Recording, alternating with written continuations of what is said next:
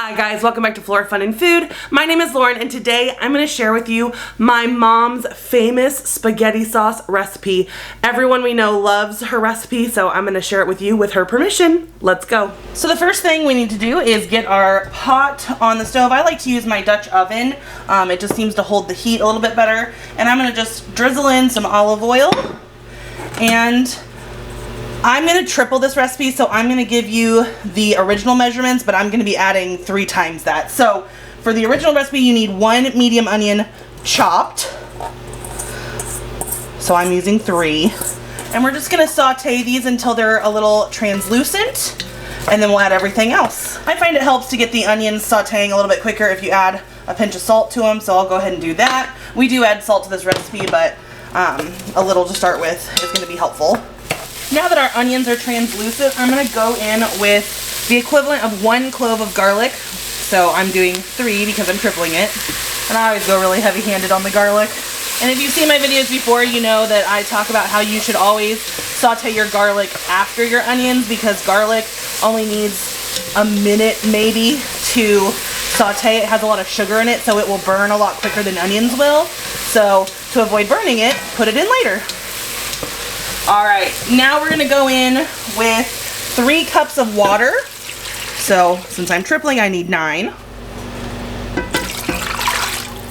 And if you want to make this quicker, add less water and it'll cook down a little faster. But I like to let it simmer all day because the longer you can simmer it, the better it is. Now, my mom makes this sweeter, so we need 4 tablespoons of sugar per recipe.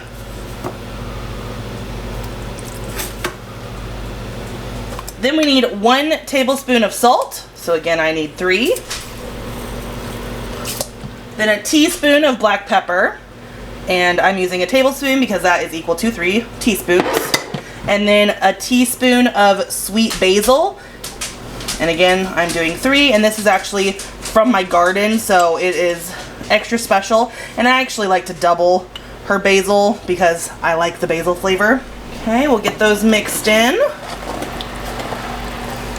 And then the last thing we need is 2 cans of tomato paste, and she likes the Contadina brand, but this is what Walmart had, so this is what I got.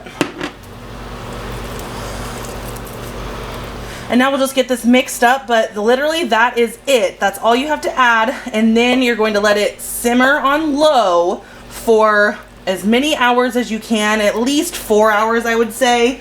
Like I said, if you want to cook it in less time, add less water, but literally, if you let this sit just like morning till dinner, it is so good when it reduces. It's sweet and peppery and just the best sauce. I don't like any other tomato sauce, honestly, because my mom's has always been my favorite. So I hope you guys give this a try. So we're gonna let this get up to a boil and then we'll turn it down. And this tends to splatter out, so I'm gonna move my tea towels because tomato stains really bad.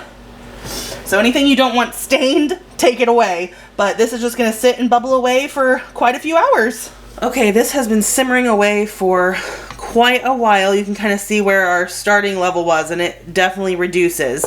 But it is so thick and delicious. But it is 1 o'clock in the morning. It's New Year's Eve. Well, now it's New Year's Day, but I really would like to can this while it's hot.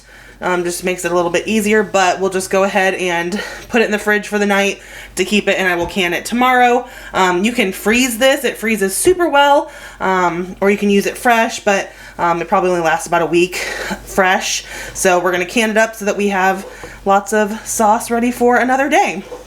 So I will see you in the morning, and we'll can this up. Alright, it is the next day, and I took this out of the fridge and reheated it on the stove.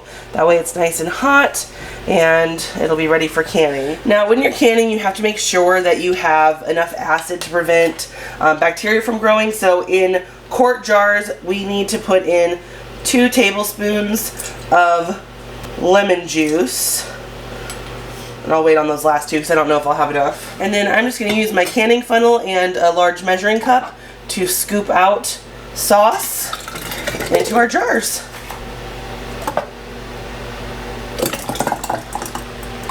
And you want to leave about at least a 1/4 inch of headspace, so I'm just going to fill it to the bottom of the rim.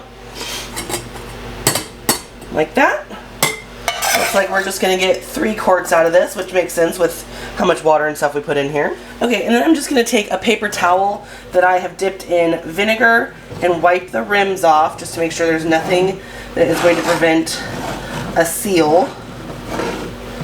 Make sure there's no nicks or chips in my jars. And then we'll get our lids on just finger tight. And then I'm going to get my canning pot filled with water and get it on high. We need to get this up to a boil, but I've filled this with hot water, so I'm going to go ahead and put these in there and wait for it to come up to a boil, and then we'll time it.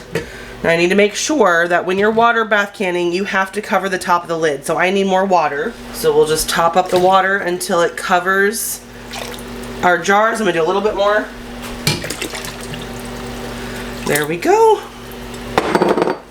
Alright, we'll get the lid on this just to help it heat up quicker. Once it comes to a boil, we're going to set a 40-minute timer and let them process for that long, and then they'll be done. Okay, so now that this is rapidly boiling, we're going to process this for 40 minutes to make sure that it is canned safely. So I will watch the clock and then we're done. Okay, it has been 40 minutes, so I'm going to turn the heat off and open the lid just to let this kind of stop boiling. And then what I like about this pot is it has this trivet where you can lift the jars out of the water like that, and then I can take my canning tongs and pull them out and set them on a towel to dry. You want to make sure that you hear the popping of the seals and make sure that they do seal, otherwise you need to use it immediately and you can't store it on the shelf. So I'll show you some seals when these cool. Okay, I heard these pop, so if I push on the middle, there's no give, whereas a new one, you can hear it, I can push it in. So we're gonna go ahead and, they're still pretty hot, but I'm gonna label them. There we go. So once these are totally cool, they will be shelf stable for at least 2 years. I've had some that have lasted even longer, but I just used some the other day that was 2 years old and it was still just as fresh as the day I canned it. So these are ready to go. I hope you guys enjoyed this video. If you did, please give it a thumbs up and head over to my channel to subscribe for more content like this. And I hope to see you again very soon. Thanks guys. Bye.